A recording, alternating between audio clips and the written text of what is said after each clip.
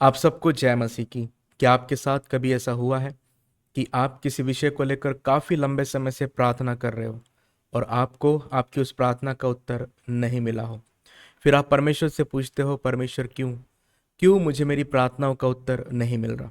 क्या मेरे जीवन में कोई पाप है, या फिर मेरे विश्वास में कोई कमी है, या फिर कोई और वजह है जिसके कारण मेरी प्रार्थनाएं रुकी हुई है या मेरी प्रार्थनाओं का उत्तर मुझे नहीं मिल रहा है?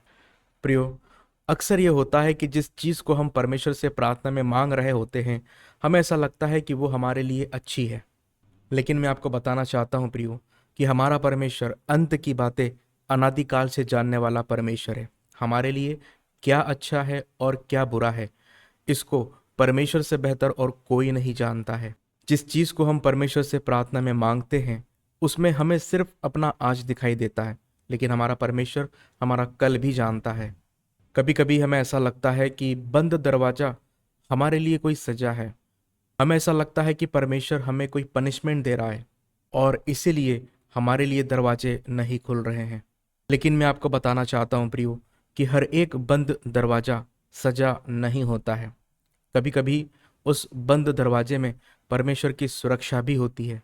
हो सकता है कि परमेश्वर उस दर्द और पीड़ा से आपको बचाना चाहते हैं जो उस दरवाजे के पीछे है, जिसके बारे में आप बिल्कुल नहीं जानते, लेकिन परमेश्वर जानता है। बाइबल में हम ऐसे कई उदाहरणों को देखते हैं जिन्होंने काफ़ी लंबा इंतज़ार किया, तब जाकर उन्होंने परमेश्वर की आशीष को अपने जीवन में पाया। बाइबल में हम यूसुफ के चरित्र के बारे में देखते हैं। उसे आशीषें तुरंत नहीं मिल गई। हम जानते हैं कि पहले उसके भाइयों के द्वारा उसका तिरस्कार कर दिया गया, फिर उसको गुलामी में जाना पड़ा और उसके बाद उसे जेल में जाना पड़ा। लेकिन वही सब चीज़ें उसे परमेश्वर की महान योजना की ओर लेकर गई। अब आप सोचिए प्रियो, कि अगर यूसुफ रास्ते में ही थक जाता, हार जाता, निराश हो जाता, तो क्या अंत में वो परमेश्वर की योजना को पूरा कर पाता? नहीं। ठीक इसी तरह यदि आज हम किसी बंद दरवाजे के सामने खड़े हैं, तो हम ये ना सोचें कि परमेश्वर हमें किसी बात की सजा दे रहा है या हमारी प्रार्थनाएं नहीं सुनी जा रही है। हमें ये भी नहीं सोचना है कि हमारे साथ ऐसा क्यों हो रहा है।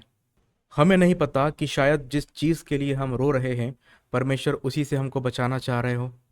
एक बात हमेशा ध्यान रखिए प्रियो, कि परमेश्वर की ओर से मिलने वाली हर ना रिजेक्शन नहीं होती है। परमेश्वर की ओर से मिलने वाली कुछ ना में परमेश्वर का प्रोटेक्शन होता है, परमेश्वर की सुरक्षा होती है, और इसे हमें समझना बहुत ज़रूरी है। आज मैं आपको प्रोत्साहित करना चाहता हूँ कि अगर कोई चीज़ें आपके हिसाब से नहीं हो रही है, तो उसके लिए आप निराश मत होइए, उदास मत होइए। परमेश्वर पर भरोसा रखिए, वो आज भी आपके लिए काम कर रहा है। उसकी योजनाएं हमारी योजनाओं से कहीं ज़्यादा बेहतर और अच्छी होती है। इसलिए अपने जीवन में परमेश्वर को काम करने दे और अपने जीवन में परमेश्वर की योजनाओं के पूरे होने का इंतज़ार करे, और विश्वास रखे कि परमेश्वर कभी गलती नहीं करता। परमेश्वर आप सबको आशीष दे। यदि आपने इस वीडियो से आशीष पाई है, तो कमेंट में आप आमीन लिख सकते हैं, और इस वीडियो को हर एक उस व्यक्ति तक पहुंचा सकते हैं जिसको आज इस वचन की आवश्यकता है। आप सबको जय मसीह की।